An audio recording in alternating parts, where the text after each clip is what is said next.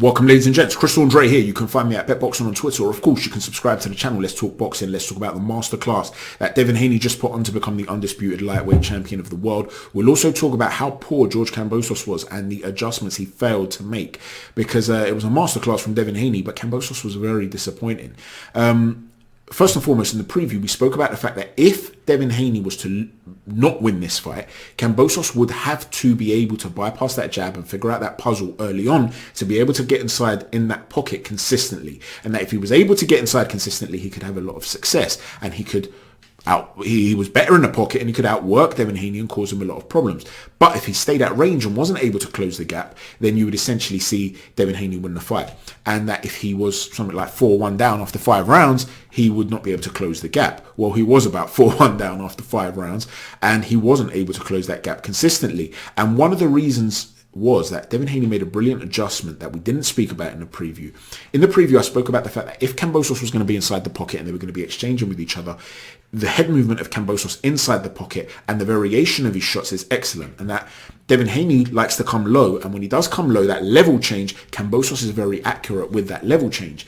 And additionally to that, Devin Haney can square up his feet on the inside when he's exchanging in that second phase of attack. So there were areas that Kambosos could have really capitalized on, but the adjustment that Haney made is something similar to what Cattrall did to Josh Taylor. When Josh Taylor was seeking to attack to the head, particularly with left hooks,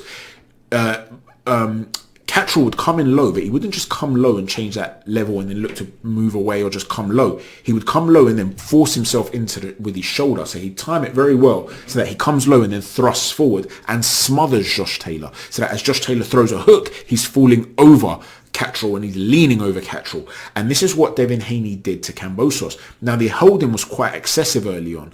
Kambosos' team should have been screaming at the ref. Kambosos himself, he's not stopping holding, take a point. Now, obviously, you're not going to take a point for the holding in those first 3 or 4 rounds, but it would have put it in the mind of the referee to start telling him stop and start warning him, because it was Haney initiating the clinches and it looked like Kambosos was smothering his work and he wasn't able to work. That was an astute tactical move from Devin Haney though, because what it meant is that at range you saw that excellent solid base of Haney where he's able to use that long rangy jab, whether he shoots it from the shoulder and it's powerful, whether he's throwing an up jab to surprise you, whether he's throwing a jab to the solar plexus or to the chest to keep you off balance. With that solid base beneath him, he's got that fantastic footwork and foot movement from range, so he's able to maintain distance while keeping you off balance. And we spoke in the preview that as Kambosos has to change directions quickly, sometimes he'll cross his feet, particularly moving to his own left, which requires a reset.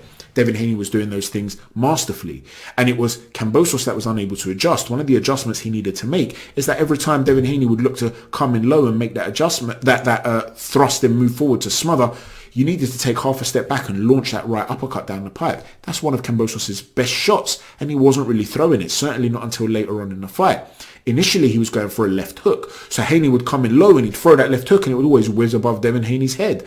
Now, Devin Haney did glow afterwards. We took away his left hook, his best weapons. We took away his over-the-top right hand. The way he took away the over-the-top right hand is to have an arm as a barrier at times and then lean away from it. So he was able to cut off the trajectory of these shots of the right hand and able to just evade the left hand by getting underneath it.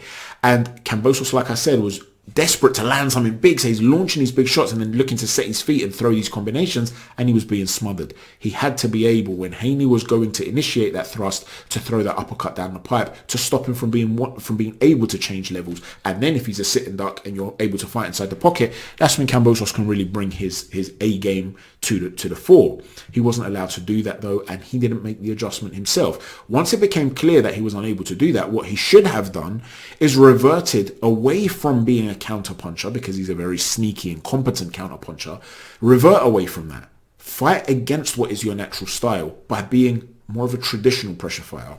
Walk him down constantly and quickly. Force him to fight at a tempo. Don't sit there and wait and you know, as Devin Haney would throw the jab, Kambosos' instinct was to wait for the jab to come and then jump into action and try and throw counters. Don't do that. You initiate, you lead off. Particularly because he was in positions where in the second phase of attack, he could have landed some significant shots on Devin Haney, but he looked tentative. A lot of that was probably down to the movement of Haney. So he'd throw a shot and he's lining him up and you're thinking, go on, throw your right hand. But because Haney was so wriggly on the inside, he was worried that he'd miss and then then be out of position.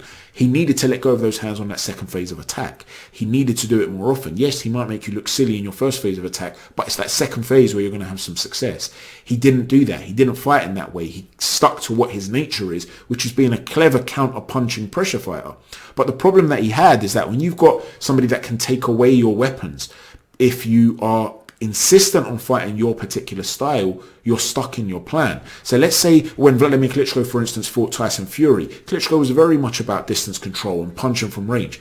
Because he was up against Fury and he wasn't able to do that, he had no plan B. When Paulie Malignaggi fought Amir Khan, Paulie was a very fast guy. He had fast hands and a really good understanding of distance. Because Paulie wasn't as fast as Khan, and Khan had the reach advantage and the work rate advantage because Paulie was very active with that jab, Paulie couldn't adjust. He's fighting somebody that's better at him than what he does. Think of Jarrell Miller. Imagine Jarrell Miller comes up against a guy who's even bigger and stronger. What's he going to do? His whole game is about being big, tough and strong and walking a guy down.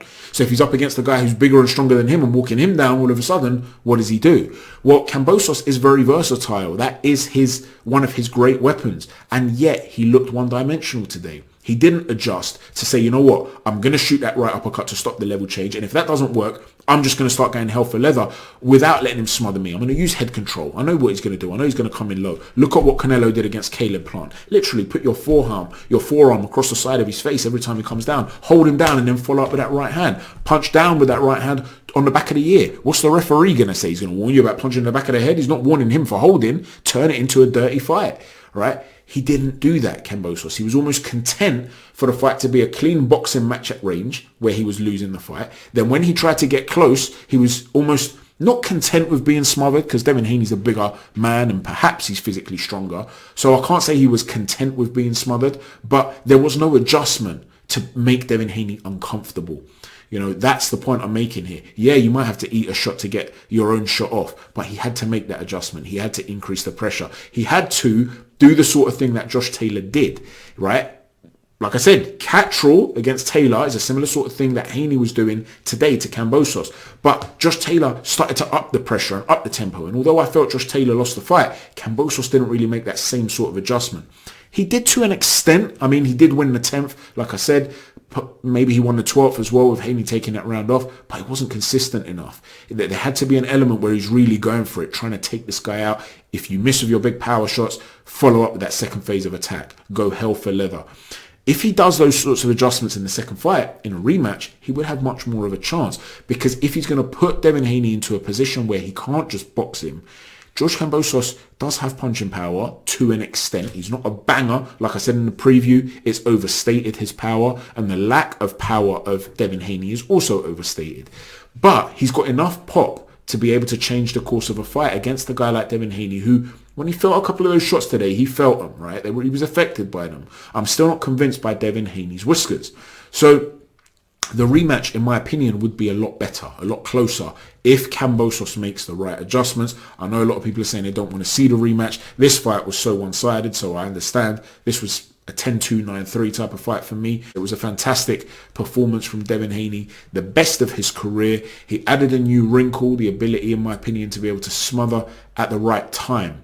And remain focused for 12 rounds, not have these moments where he's lacking focus and he gets tired and he lets another guy into it and he makes those errors in the pocket that we spoke about in the preview. We showed you the footage. He was able to eliminate that. And today he was able to look like a genuine pound for pound level star, a top level fighter. I don't put him in the top 10 pound for pound list because although I think that was a brilliant performance, it is his one signature win. And I don't think with one signature win, even if you are the undisputed, you can quite be in the top 10 pound for pound because the top 10 pound for pound is it's a very good list. I mean, who are you going to take out, right? But it was a brilliant performance. Let me know what you think about this fight. What tactical errors do you think Kambosos made, if any? Or do you think that was Kambosos at his best and Devin Haney was just levels above and there's nothing Kambosos could do? There's always something you can do differently, but maybe you feel it wouldn't make the slightest bit of difference. Maybe you think this was Devin Haney's coming out party and this is the new real Devin Haney now, which we're going to see consistently moving forward. How do you think they compare to other lightweights? You know, when I've seen this emerging narrative on Twitter that Teofimo Lopez must be absolutely furious to have lost to a guy like Kambosos. Don't for 1 minute think that because Devin Haney has that fluid upper body, lucid, languid style, like a slippery eel, whereby Kambosos couldn't get his work off, that means all the other top lightweights could do that to Kambosos. Don't for 1 minute think that because they don't move like Haney. Haney's got a specific set of skills that Kambosos was unable to overcome to get his work going. Teofimo Lopez does not have those same skills. By the same token, Teofimo Lopez is a very fast counterpuncher of his own that carries power. So don't be stunned if, Haney could also outbox Teofimo Lopez, but don't be stunned if Teofimo Lopez knocked him spark out. Triangle theories don't work in boxing. Just because Kambosos did what he did with Teofimo doesn't mean that Haney dominates Teofimo. And by the same token, just because Haney dominated Kambosos, it doesn't mean that if Teofimo is on the same level as Devin Haney, roughly speaking, that Teofimo Lopez just had an off night. I don't buy into that narrative. Stylistically, they're different fighters. And it was those stylistic points, those details that were able to take the weapons away from Kambosos, something that not all guys can do. And that's why Devin Haney deserves an awful lot of props for this. How do you think he would cope against Lomachenko, Ryan Garcia, Tank Davis, Teofimo Lopez? Let me know what you think, everyone. Chat to you soon. Take care. God bless.